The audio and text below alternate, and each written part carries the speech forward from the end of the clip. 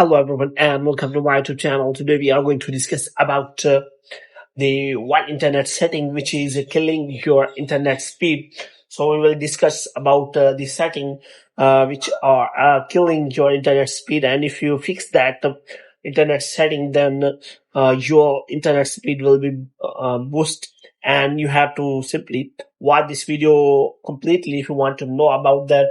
So first of all, you have to make sure that you are connected to proper internet connection, and you can simply restart your Wi-Fi router so that it is working properly.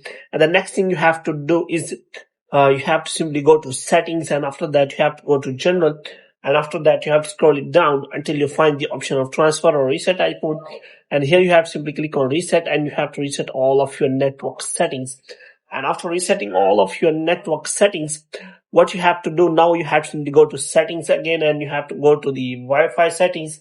Now I will tell you the main settings which are killing your internet speed, and you have to make sure about that these settings are disabled. So you have to simply open your internet and Wi-Fi router settings, and here you have to simply first of all you make sure that you have turned off the low data mode. Low data mode helps reduce your iPhone data usage over your mobile network or specific Wi-Fi networks you select.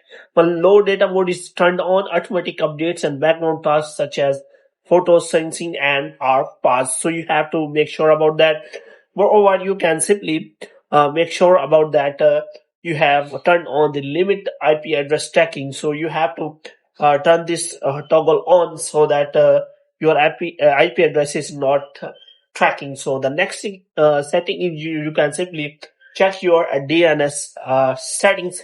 So you have to simply change the DNS settings to the one of the best settings.